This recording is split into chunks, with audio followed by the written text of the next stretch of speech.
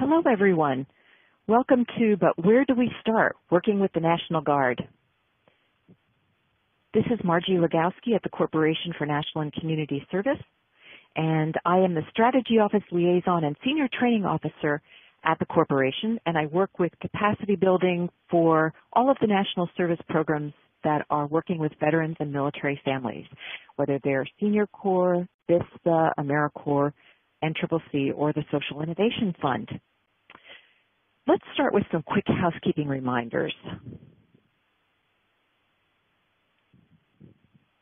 Okay, a couple of things.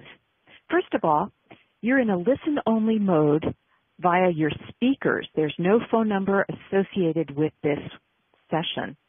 And now let's quickly just take a look at your screen, and I'd like to review some of the functions that you'll be able to use during this session. On your left, you'll see that there is a CC box, which is our closed captioning logo. And what you're going to do is if you have any trouble hearing, just click on that logo and you'll be able to see the text for the session. There's a question bar as well on the left, a Q&A it's called. And you can just click on there and ask your question during the course of our session.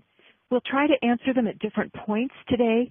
And then anything that we can't answer during our session, we will respond to through our booth. And actually, if we can't answer it during the time in the booth, we'll answer it in a follow-up during the next couple of weeks. In the content box, you can see on the right on the bottom, if you just put your cursor on that and open it up, you'll see that there are three different sections: a forum, a summary, and files. The summary is a session description. The forum has some questions that we'd like you to take a look at during the course of our session, including a question about your current activities with the National Guard. The section that has files, if you click on that, you'll see that there is a lovely graphic that gives you a sense of how the Joining Community Forces initiative is structured in your state, and we'll be referencing that when we get to that part of our session. And there's also a charter for the Joining Community Forces group, and that way you'll be able to refer to those during the course of our webinar. I would like to let you know also that you have the option of making your screen bigger if you click on the little box that has 4 arrows going out. That's in the bottom right-hand corner of your screen. And you may want to do that so that when we do look at the 2 little video clips that are within this webinar, you'll be able to see them better. And when we get to those video clips, we'll take a look at some of the other things that you need to keep in mind as we move forward. Okay, so keep in mind that we have some questions and answers that we can take during this webinar. We also have some materials that are loaded up, and those materials will also be available to you in the booth. So let's find out a little bit about you now by taking a look at our poll. Our poll has 3 questions. The first, as each question will come up individually, and Jasmine will open up the question for you. And when you open up that question, you'll take a look at it and respond to it and then submit it. Okay, so again, there are 3 questions. They'll appear one at a time. And then afterwards, we'll take a look at the results for this. The first one is about whether or not you're a veteran yourself. So why don't you take a moment now to respond to the poll.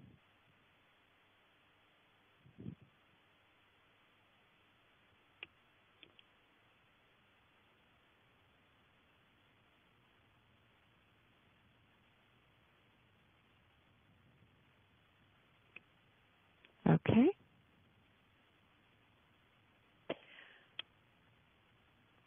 Are we finished with our poll?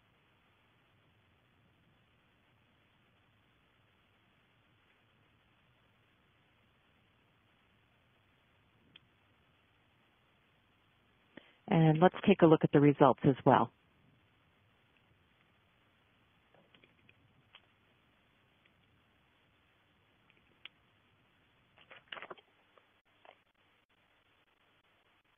Okay, what does the poll tell us about our audience? Teresa, can I ask you that? Yes, we see that 97% of the participants on right now are not veterans. Okay. Uh-huh. And how about in terms of our knowledge of the National Guard? Has that question been asked?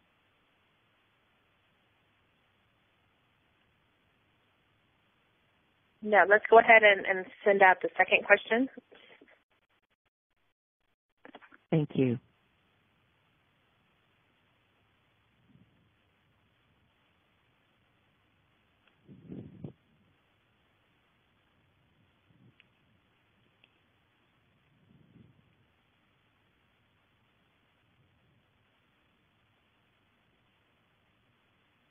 And we see that 58% are familiar with the Guard, and we have actually 4% that have Guard members in their family. Oh, wow, that's great. How about the next question?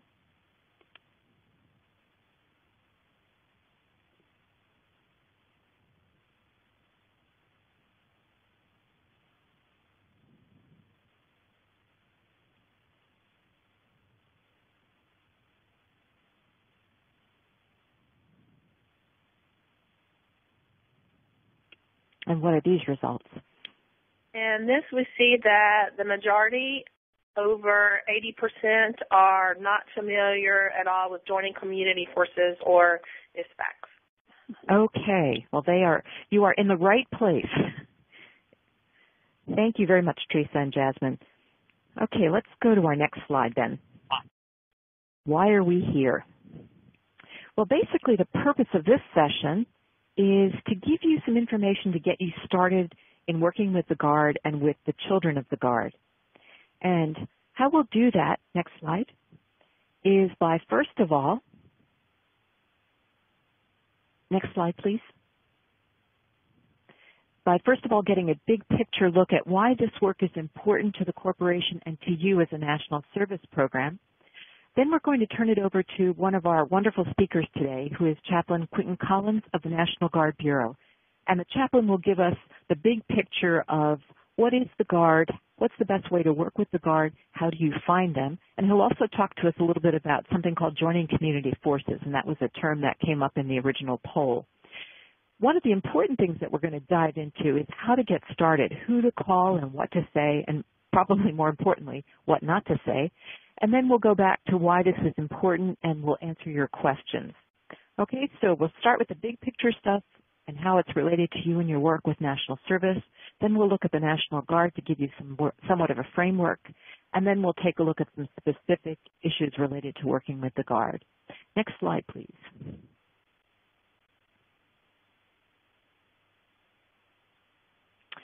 With me today, I am very, very pleased to introduce two special people. Chaplain Collins is the national coordinator for something called Joining Community Forces, and the chaplain works with the National Guard Bureau at the national level. He is someone that I've had the privilege of knowing this year. He's the person who served as a branch chief for chaplain support with the Guard, and he was also a family programs branch chief with the Guard and program manager for Strong Bonds and Warrior Transition. So he comes with many different hats and lots of experience, including the fact that he himself has been deployed 4 times, 3 times in Iraq and once in Afghanistan, and he was wounded when he was in Iraq. So he really speaks from personal experience. He is married with 4 children. He is a chaplain in the military, and his youngest child is just 11 weeks old. So we're really grateful to have the chaplain with us today. We also have with us Teresa Long, whom many of you know from her work as State Director for Oklahoma. And Teresa has been with the corporation for about 9 years. She has been active in local and national Veterans Affairs work and with her local and national VA. She's been a VA volunteer and a lifelong member of the American Legion Auxiliary. And she's also from a military family herself. Prior to her work with the corporation, Teresa was a VISTA and AmeriCorps program director, so she comes with a lot of different perspectives. And she serves as our Office of Field Liaison point of contact on veterans and military families. So she's the person that I go to when I have questions about what's happening in the States. So what we're going to do first is turn it over to Teresa to talk a little bit about the big picture and why this matters to you as a National Service Program. So Teresa, and next slide, please. Thank you, Margie, and good afternoon, everyone, and thank you again for taking time to join us. Hopefully this session will not only provide you with introductory information on working with National Guard bureaus, but also maybe spark some ideas on how your program could provide support to military families and children. As stipulated in the Kennedy Serve America Act, the Corporation for National and Community Service is authorized to carry out national service programs that identify unmet needs of veterans and military families. This includes coordinating community efforts to meet unique needs of military families while a family member is deployed and upon their return home. Also developing mentoring relationships with military children, developing projects to assist with transportation needs, and recruiting veterans, particularly the returning veterans, into national service opportunities. Building on the foundation of our activities, the CNCS 5-year strategic plan provides an actual roadmap for implementation and details the specific objectives and strategies that will help determine our success. CNCS considers the National Guard and their families part of the veteran and military families category. Working with the Guard not only meets national and community needs, but also meets the intent of the Serve America Act and our performance measures. National Guard and Reserve members are unique because they have many roles, one in a civilian career and another in a military specialty. But what happens to the children and family when suddenly these everyday people are deployed? Family dynamics have changed. Many of their usual support systems may no longer be adequate because it's hard to understand the unique issues that they're facing. And Senior Corps projects are perfectly positioned to meet these needs in a variety of ways, including education assistance for children and family members, housing and wellness, and economic development. AmeriCorps Vista has begun a new partnership with National Guard through the Joining Community Forces Initiative. The member activities are going to be focusing on capacity building assistance at local levels. Senior Corps programs have the opportunity to bring the partnership full circle, capitalizing on your volunteers' special skills that can help provide much-needed direct service activities. Next slide, please. The new agency-wide performance measures will allow us to assess program results and expand our ability to account for the contribution of all grantees, sponsors, and partners. Within the veteran and military family focus area, Senior Corps projects will measure the number of veterans and military service members and their families that are served by CNCS-supported programs, and the number of veterans and military family members that are actively engaged in service.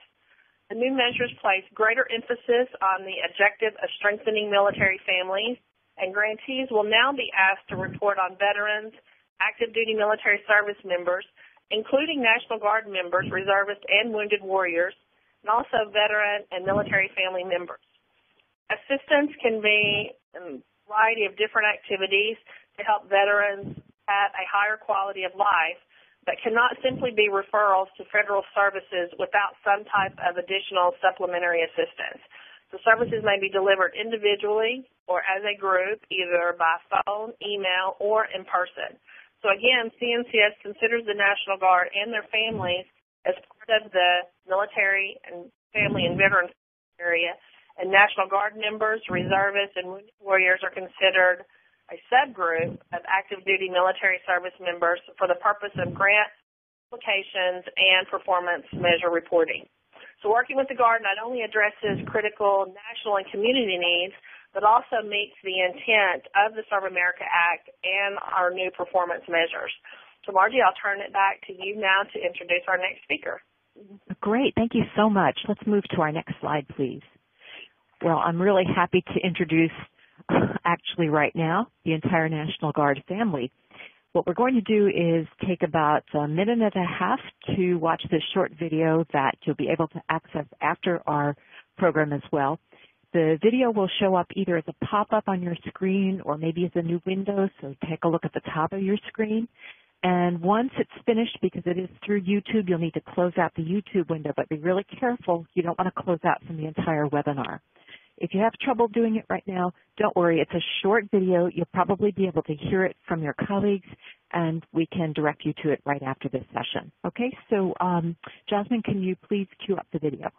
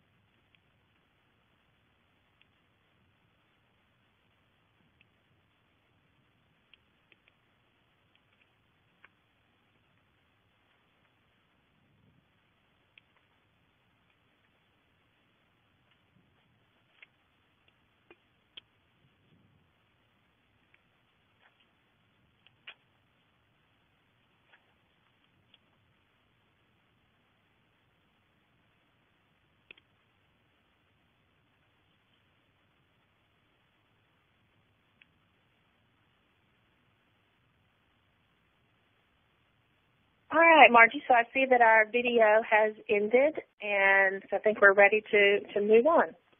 Great. Thank you so much. And again, as I said before, I'm very grateful to have with us Chaplain Collins. Besides Chaplain's incredible experience, both personal and professional in this work, what I didn't mention before is that he also is the recipient, this is going to embarrass him, of 2 Bronze Stars, a Purple Heart, and many, in fact, too many to name right now, meritorious service medals. So thank you, Chaplain, for giving us your time. We know that this is your life's work, and we're wondering if you can, what else you can tell us about the Guard today. Thank you, Margie, very much for this time. And the one thing I do have to correct on you is the fact that I actually have 5 children. I know you had the old bio, and remember the 11-week-old didn't get added to that. So, yes, I'm a very busy man. You certainly are. And again, it's been my privilege and very great pleasure to be able to work with the Corporation for National Community Service in this partnership that we've intentionally entered into in regards to the AmeriCorps Vista, AmeriCorps Senior Corps, and Vet Corps, and the outreach that we currently are reaching with our veterans, military members, and families. And what is the National Guard is what people would like to know. Very simply, the National Guard is a citizen who neither considers themselves military nor fully a civilian. They consider themselves sort of a hybrid, and that's what they are, because they are your friends, your neighbors, your coworkers, the police officer on the street, the person giving you hamburgers at the local burger joint. They are people just working in the community like you that occasionally get called in to do some service. But they also are part with another group called Reserve. There are totally 7 SEALs total that we call it, and that is one of the things that the National Guard is reaching out to assist as well, because they too are in the communities and many times more separated from support groups than the Guard is. So who is in the Guard? You know, we've got everybody from 17 years old to 60. The average age of a National Guardsman is 38 years old. Many of them have over 15 years of service. And really, why do they serve, where do they serve, and whom do they serve? They serve you in the state.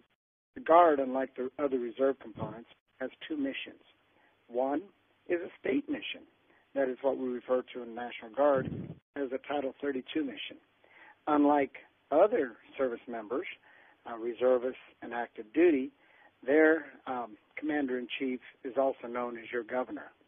And when we say we have 54 states and territories in the District of Columbia, soon to have 55 when American Samoa comes under the umbrella, we cover those territories as well.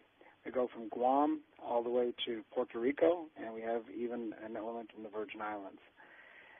So they're all over, and their main mission is to provide services for the people of the state or territory in the event of a crisis such as fire, flood, earthquake, or other local catastrophe that requires some sort of additional assistance by the governor. They then also have a Title 10 mission, which is similar to what you're used to, and that is, I'm sorry, I guess I'm not speaking loud enough. Thank you, Michelle. I will yell. Chaplains are known to be able to project, and I'm not going to say nothing. Thank you. Okay, but they also, because they have this Title 10 mission, they work directly for the President of the United States in combat operations.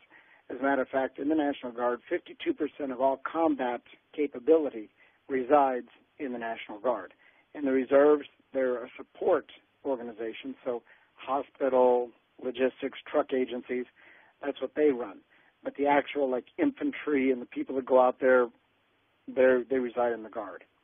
And during the past 10 years, we have found ourselves actively engaged at a rate of over 55% of combat operations were conducted by National Guard personnel, many of which are now back in the community, incorporating and being reintegrated back into things that are a little bit less exciting. So how really are we different with our armed services? I think I pretty much have described that. We have two missions. We run both for the federal government and the state, but the state is where our allegiance lies. And the one thing that they do not have is a real reliable support base, because National Guard does not consider themselves military. Their families do not consider themselves military. They consider themselves people who put a military uniform on a couple of days a month and 2 weeks in the summer. Well, we hope that's going to be the case. Hasn't been like that for a while. But that is the one thing that sets us apart. And a lot of times when you hear people saying, well, we're trying to help the military, the Guard does not consider themselves military. They consider themselves citizens that wear a military uniform. And really, what are their needs? They're different, they're similar. Their needs are knowing that their families are taken care of when they are serving. When Hurricane Katrina hit, we had a group of National Guardsmen that were in Iraq, and their families were hit very hard during that whole flooding event. They were totally combat ineffective in Iraq because they were so worried about their families at home. So the big thing they need is just somebody, a network of support.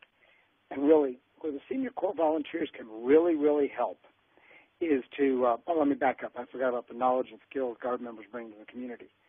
Many of them, through their military training, have high-tech skills. They also have management skills. And if we could just get some of these young troops to realize all this, they could have some really impressive resumes. So you could find them being very active. And on the other side, they bring to the military a huge experiential base that the active military has started cultivating in many different areas. And working the Senior Corps volunteers help. Really, the biggest areas of help is to provide for them a conduit so that they can find what supportive networks and support there is out there in the communities. There's a vast array, 1,000 points of light, sea of goodwill, groundswell of support, whatever you want to call it. The community as a whole has always been the first and foremost leader of benevolence and support for all members, be it military or not, that find themselves in a crisis mode. So Senior Corps is a great resource for that. And there's all kinds of ways that you can help, such as contacting your local National Guard armory and saying, look, I'd like to work with you, help you, volunteer here, and help you find resources in the community that can strengthen and provide a support network for the local military members. And the other thing is very, very strong is getting in touch with your state family program director, who is the single point of contact in all 54 states and territories. They can provide things such as transportation to your medical appointments, and also because many of our reservists and guardsmen, once they come back off active duty, no longer are covered under military health care programs, and also especially in the area of mental health. And don't get scared about the PTSD thing. I think it's way overrated. I suffer from PTSD. I wonder if that's a good thing or a bad thing. Margie, you're a judge of that. Anyway, and also just having a time to give the spouses and even those who have service members who have been significantly injured and those who unfortunately have lost their spouse during the war. There are ways that you can reach out and help them by even giving them some time off so they can take time for themselves. And there are all kinds of opportunities to connect, and that's one of the reasons why we chose to connect closely with Corporation for National Community Service, is because they have a wealth of experience in needs assessment when it comes to community involvement. But also, you also are in the communities, and you know many of the people. And I will prevent a question from being asked because I know it's coming. How do we find these military members, families, and or veterans? It's a really tricky way to do it because, unfortunately, as many times as I've been asked, even from governor's staff, to provide them a list of every military member, their address and phone number, I'm prevented by law to do so. But self-identifying is not prevented. So one of the things that they did down in Brownsville was they put billboards all over the place saying, if you're military, a family member, hey, let us know. Call this number. And people identify, and they will. If they say, look, if you've got a family member deployed or you got one that may deploy or has deployed, contact us. And that's how that's been helping. The big thing, of course, is that we have to realize is that all reservists and guardsmen don't live on installations. Installations and bases are pretty much considered the same, but really reaching out and helping understand where these people are. Reaching out to colleges. If you mentor a young service member, a veteran, or a family member, you can mentor them to make them use those skills that they've learned of resiliency to help others. Also, their guard children and their youth that are in there. Huge ways to do it. And one of the things that we've done is we've rolled into a program called Joining Community Forces. Joining Community Forces is a direct partner with Joining Forces, but also with Corporation for National Community Service and the Community Covenant, as well as Community Blueprint Network. So if you've heard of any of those groups, we're all partnered together. And we're trying to build this network of support at the community level that will be able to help link Guard members, their children, their families, veterans, and reservists to ready resources. Thank you, Chaplain. I just want to interrupt you for a second because it sounds like what you're saying is that one of the things that we need to keep in mind is that the Guard actually, they're citizen soldiers. Sometimes they're working in full-time jobs. For example, some of my colleagues here are in the National Guard. And then sometimes they are pulled from their work to go and do training or in a sad situation to be actually deployed. They may also they in a sense serve two masters. They serve at the discretion of the president when there is a national emergency, but they also can be deployed by their state governor, and it's really a state National Guard for the most part that we know. All of us saw images of Katrina, as you mentioned, and the Guard working to help people during that unfortunate situation.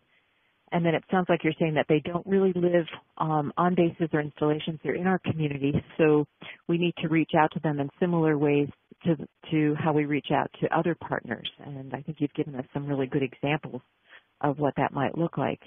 I'm wondering if this would be a good point to get some questions from folks. before we move into a little bit more detailed information about joining community forces. So, Teresa, are there any questions for us about the Guard itself and what they do and opportunities to work with the Guard before we do that deep dive into how to make those connections? Yeah, I think that actually is a good segue into this question here, Chaplain, that if a Guardsman does not consider himself military, then would he also not self-identify as a veteran? I think you touched on this a little bit and stuff, that the program currently asks clients if they are veterans or a family member of a veteran or active duty member of the armed forces. So what would be a better way to present this question in order to capture potential Guard members and families? You make a really good point there. The big thing that we have found is that people are willing to self-identify, and they may not consider themselves military, but they always are quick to recognize the service they've done for our country. So they will consider themselves veterans, and I'm not even going to go down the path of the non-status veteran, which is a totally different creature unto themselves. And we're going to have fewer and fewer of them because those are people who've been in the National Guard their entire career and don't have enough active duty time to be considered a veteran. So those are a different group altogether. Thank you. Any other questions? At this time, that's all the questions. Okay. Well, let's continue then, and can we go to our next slide, because I know, Chaplain, you started to talk a little bit about joining community forces, and I think we have another little video for folks to look at. There you go. That's okay. It's all connected. So how we connect with the Guard, their families, and others doing this work, let's go to the next slide, and I'll ask our facilitators to start up the video for us. You will need to click on the link, and again, it will appear in your window, and when you're finished, you need to close out of it. Jasmine, do you want to, or Michelle, would you like to add anything to that? Nope, that's perfect. Okay, let's take a moment then. It's about a 2-minute video. Joining community forces.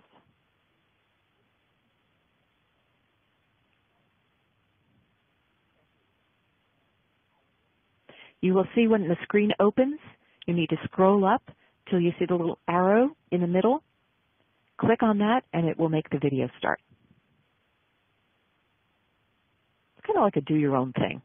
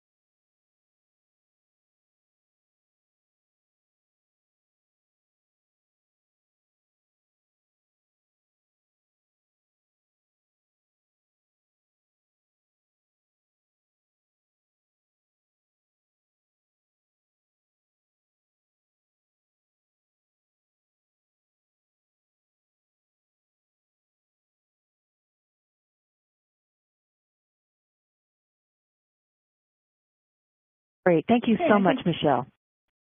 So let's go back to the chaplain. And what else do we need to know about joining community forces? And you know, I've been asking you these questions for a while. That is my bread and butter and the thing that I'm the most excited about. Joining community forces really is way way bigger than the National Guard because it encompasses our communities, the communities who have a volunteering spirit. The joining community forces can be looked at in many different ways. At the state level, in many states, they refer to that as the Inter-Service Family Assistance Committees, which is also referred to as ISFAC. The ISFAC was established back in 1991 as an effort to try and bring the governor's control and influence over all aspects of military operations in his state, active, reserve, and guard. However, it's gone through many metamorphoses since then, and many states are doing a great job of it. Arizona with the Arizona Coalition for Military Families, North Dakota with North Dakota ISFAC, Utah with the Utah Community Covenants. There's all kinds of ways that they are called, and they take different forms in different places based on what the needs of the community are.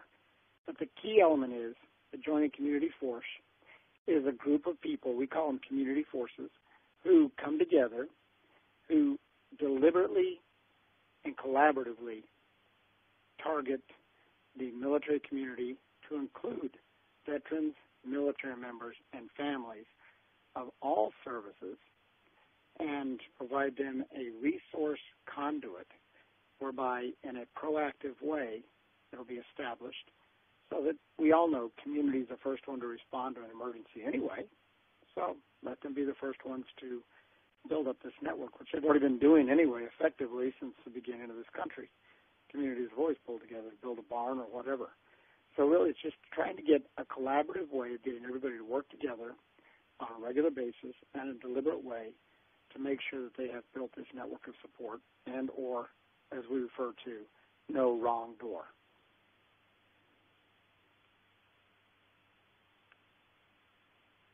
So would you say it's basically a collaborative or a partnership? It is a partnership, and adding with the collaborative nature, it allows all resources to be put out on a table, as we in D.C. are known to do, sort of protect our little, like we refer to, rice bowls, so that nobody else can touch it. We've actually come to a point, and it's actually a good thing in a way that we're in an austere budget environment, because now we have to bring everything we've got to the table so that we can share it, so that nobody does without. So they serve more than the National Guard, but they're an important part of how we can connect up and serve our National Guard members and their families. Is that right? And the National Guard has taken the lead under Presidential Service Directive 9, which then rolled into strengthening our military families on 24 January 2011, the President's initiative. The National Guard was tapped to provide a communications, strategic communications capability to the states and territories for all DOD, because we're already in the communities anyway. That is why the National Guard has sort of taken a lead on this. But in the reality of it is, as I said before, this is way bigger than the National Guard. Great, thank you. Okay, so how do we get started? How do we find these people? If I look it up in the phone book, will I find a JCF? What do I do, and who do I talk to?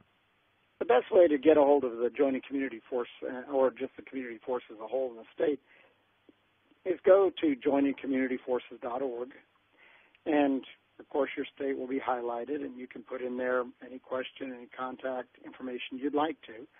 Rest assured, it's not being blasted out to every sales gimmick on the internet. It goes to a point of contact in the state, who will then contact you and put you in the right area where you need to be, and that we've already set up deliberately. But if you don't want to use the internet, you can call, go on the phone book, go on the internet, find, or just any way that you can, smartphone, iPhone, whatever, and you can bring up the Joint Forces Headquarters for the National Guard Bureau and type in, or go to the information section or call that number and tell them you want to talk to the State Family Program Director.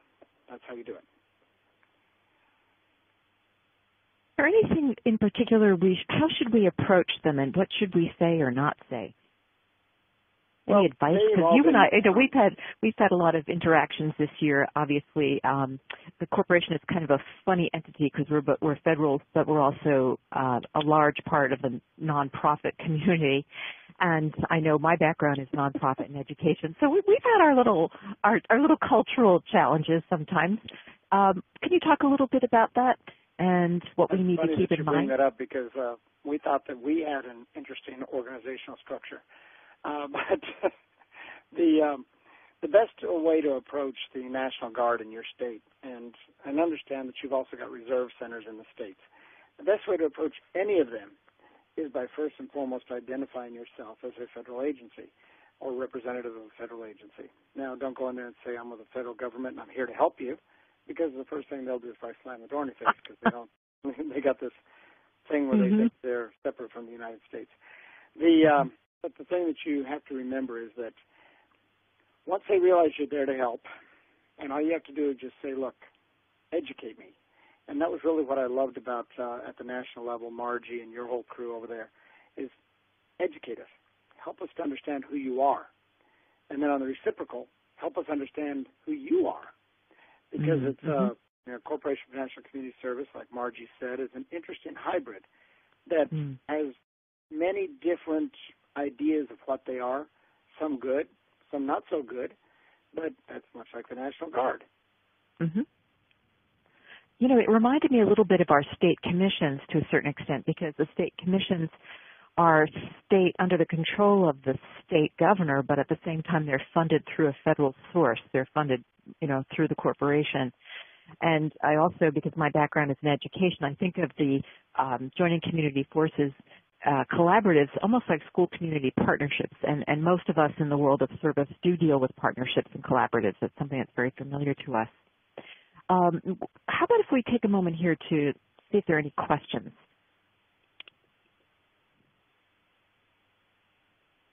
Yes, we have several questions, and start with this one, Chaplain. So if programs put the word out in the community so that they can come so that Guard members know who to approach, that makes sense since many of them are 24-hour military personnel. So any other thoughts on ideas to help get the word out within the community? Any suggestions on how to let people know who to contact? And that's a really good one, and that's probably the hardest nut to crack, because the one thing that we've found out a long time ago is on our side, we give information to the soldier, sailor, airman, or Marine to take home.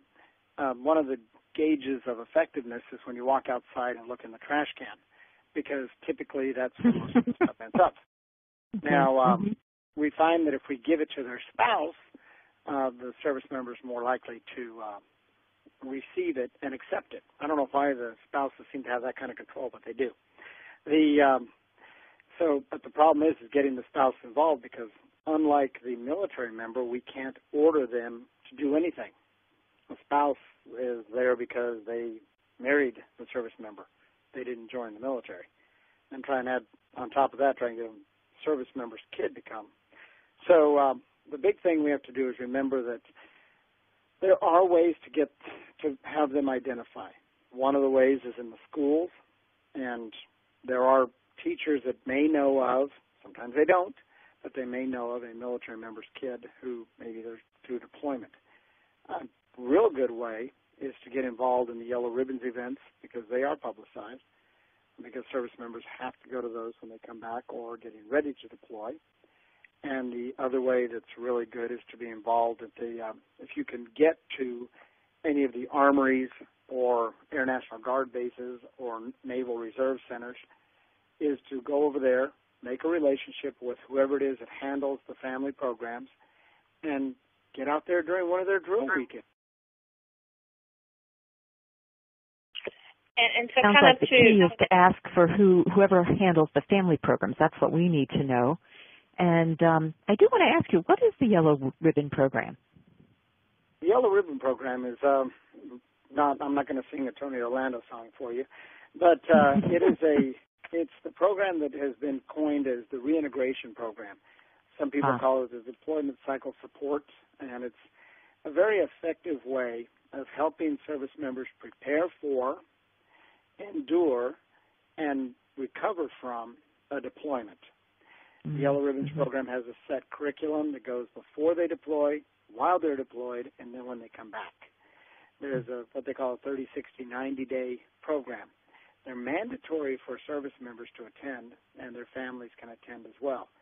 They are, like I say, they're generally advertised, but in every state and territory there's a Yellow Ribbons coordinator who works for the state family program director, and they usually are the ones that know exactly the schedule of events. Great. Thank you so much. Teresa, are there other questions? Yes, and this kind of piggybacks on the finding members in the community and working with the family readiness officers. We have a comment that says that their programs are finding that family readiness officers do not refer to non-military providers. So any thoughts on how maybe to approach those individuals that are to present themselves, maybe to help work around that? And you'll find more and more of there's less and less of the old school and more of the new school of thought on that. There are still some people out there that don't think that anything can be provided for anybody unless it comes from the military or some military-based operation. However, more and more people are realizing that, one, military budgets are small. Two, military resources are not readily available. And number three, that in order to be able to access those military resources, you've got to be in military status. So the key element that everybody has to bring to the table is what resources do you have locally, given our foundation, physicians' care, whatever the organization may be that you may have an inroad with. Those are the key elements. When you bring that kind of good stuff to the table, you've got an inroad. Great. And then to kind of continue with that, talking about family assistance centers, are those going to be continued or are they being phased out? And then if they're continuing, is that a good place to start with a collaboration? I would love to say the family assistance center is always going to be. There'll always be some version of a family assistance center. There just may not be as many as there are right now. But the thing is, yes, they are a great place to go. But even though you may think that there's a lot, there's only 369 in the entire United States and territories, and in the Army side of the house. Now, there are 98 Airman Family Service Centers on the Air National Guard bases, and every installation has some sort of family assistance center, including the Marines and the Navy, Coast Guard, and so forth.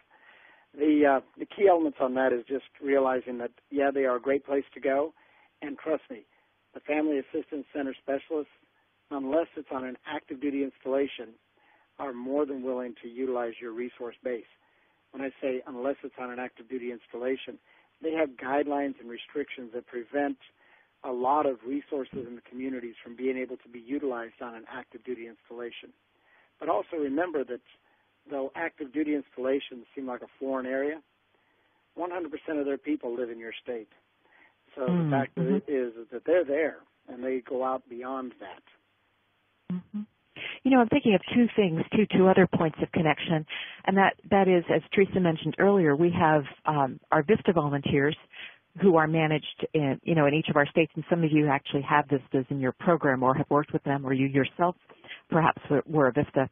The VISTAs are working with the family assistance committees in terms of helping to build their capacity and their connections, and yet they're not direct service providers. They can't do the transportation. They can't be mentors. They're the ones who set up those programs, so connecting up with them would probably be a great strategy. And then the other thing I'm thinking of is, oftentimes even in our communities that are not military, when someone has a challenge or a problem, they go to their minister or their priest or their rabbi. Or they go to the chaplain. And I'm thinking that perhaps touching base with the churches in your community, they might know about who is in the Guard or who have military children or who's struggling, and that might be a way to.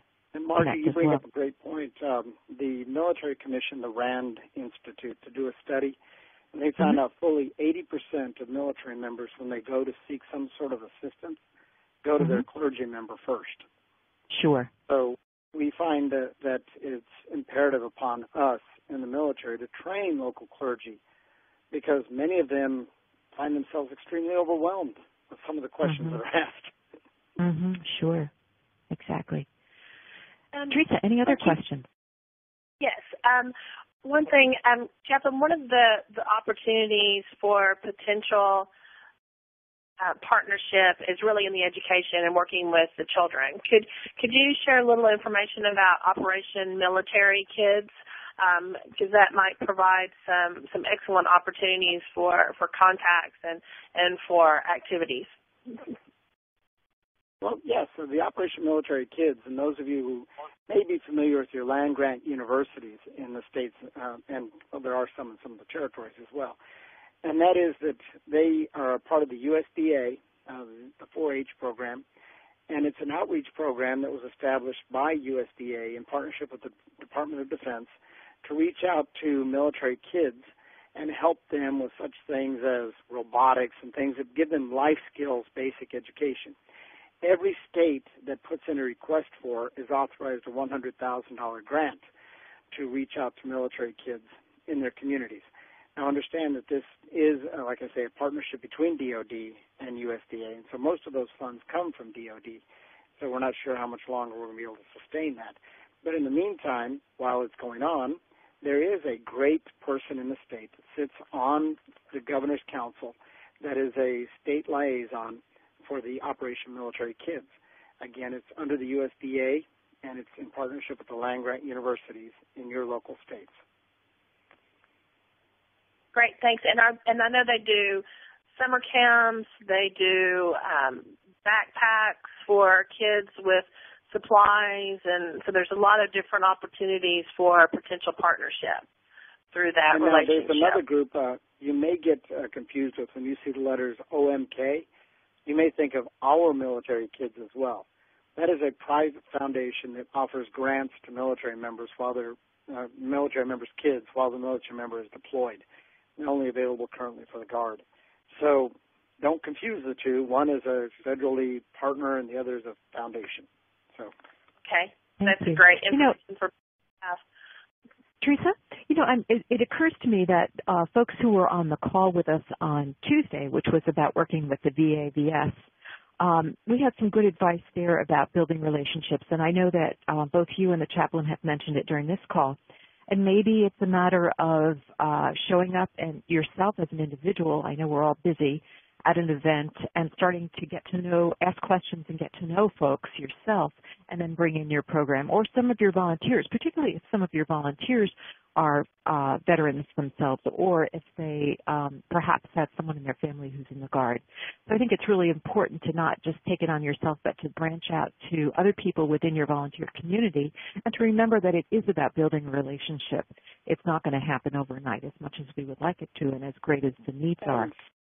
And it is key on that to get to know the person, because a phone call, an email, anything like that can easily be dismissed. But when you got somebody standing in front of you and they're talking to you, not so easy to dismiss, and especially when you start talking about facts. Okay. Teresa, any other questions? Yeah, I have a couple more here that are Guard members eligible to use VA hospital facilities? Only if they are a veteran. Now, we'll get into that non-veteran status. There are Guard members who do not qualify as veterans. They've not served 180 days of active duty. So, no, they are not eligible, but a veteran is. Now, a veteran who served in the current conflicts is eligible for 5 years of medical care upon that. But the biggest problem we find is it's not the veterans per se that have the issues, it's the family members. Because they're not covered under any type of medical care, and we've found that a lot of our Guardsmen and reservists are finding themselves coming back to no job when they get back from their deployment, or they find themselves being basically, and it's no fault of the employer, but the employers, many of them small businesses themselves, sometimes go out of business, or they find that it's necessary for them to sort of work the Guard member or the reservist out of a job because of, their own financial constraints. So I'm not saying, again, in a negative way, it's just fiscal responsibility. And though there are regulations that prevent somebody from being fired just because they're in the Guard or Reserve, we are finding that many, even Fortune 500 companies, are, when all things are considered, two people side by side. If one person happens to be a guardsman or reservist, they may be overlooked in the benefit of having somebody else come on board. So underemployment, unemployment, and people who find themselves underinsured or have special needs members, unlike the active component, many guardsmen have special needs spouses. In the active component, most of the special needs are children. So even though they do have some spouses, generally speaking, it's the children that are the lion's share of the exceptional family member programs. Well, thank you very much. We've actually had some information come in through our forum question about how you're currently working with the Guard. I'd like to read it to you. This project director says, we have foster grandparent volunteers in National Guard communities and support the children of deployed guardsmen and families. I have also done trainings for school staff myself because prior to this position, I was Maine Air National Guard Volunteer Coordinator for family programs from 1991 to 2001, and we hope that person will identify themselves because we want to talk to you. Oh, one of the maniacs. I tell you what, the grandparent program, I tell you, Maine has got it together, the Maine Military Initiative. Incredible work that they've done up there. And I'm not saying that to the detriment of any other state. There are just some states that have really risen to the top, and Maine is one of them. I know they've only got 6 people that live there, but they've really got it. Great. Okay, well, let's move on to our next slide then. So just to recap a little bit, we know that the Guard is an important audience for us because these are the folks in our community who need our support, particularly those in our the children in these programs. And it's what I'm hearing what I'm hearing the chaplain tell us is look for those family support people. Look for the family support managers, family service managers, both at the state level and local level. That's a quick way to connect. And also consider talking to the chaplain in your community or your church to find out what needs are there. So let's take a look at some additional resources for us. Can we go to the next slide, please? The video that you saw about the National Guard is actually available to you and to your volunteers through nationalguard.com. And I emphasize it is .com because I was a little confused about that myself. There are several videos it links you to YouTube, but there are several really good ones in there that give you a nice profile and a sense of who the Guard members are. Joining Community Forces, this website has, as the chaplain told us, a link to information by state. So as soon as you go into that website, it will connect you to your state. It's also where we got the video about joining Community Forces if you need that to introduce your volunteers to this project. And then finally, if you'd like to continue this conversation and learn more about working with veterans and military families yourself or your volunteers, go to the resourcecenter.org/veterans because we have a community of practice just starting up there with lots of wonderful effective practices, research pieces, and connections. And we also have a monthly webinar series that you may be interested in joining, or you may even want to share it with your volunteers. So again, check out the Resource Center, and if you go to the Veterans and Military Family booth in the overall conference, you will also see that there's an opportunity to sign up for the Knowledge Network in the Resource Center, which I refer to as the community of practice. So just a reminder, this webinar is going to be available on demand shortly after we finish today, and for 3 months you'll be able to access the Senior Corps Conference materials. The ones that are most relevant will transfer over to the Resource Center, so they will not disappear. And just a reminder, if you go to the content button on your screen and pull up the files, you'll see the PowerPoint slides that you may want to reference. And please don't forget to fill out the post-conference assessment because that will help us in the future. So, Chaplain Teresa, I'm going to ask you, do you have any parting words for our audience today? And how about if we start with Teresa? Yes, thank you, Margie. Just want to, again, thank everybody for joining us. And one point I want to address that came in on the questions was if you're for Senior Corps programs that are thinking, wanting to work towards recruiting veterans as volunteers, then yes, they do have to meet the 55 age year requirement to participate as a volunteer in the Senior Corps programs. And we also have the foster grandparent director that had posted the information in the forum has identified herself as Sydney Whitney with foster grandparent coordinator that covers most of the state of Maine. So thank you, Cindy, for all of your work, and we'd love to continue the conversation with you to get some more information about the activities that you're providing. Great. Thank you so much. Thank you, Teresa and Chaplain, for joining us today, and all of you. We look forward to working with you in the future. Goodbye now.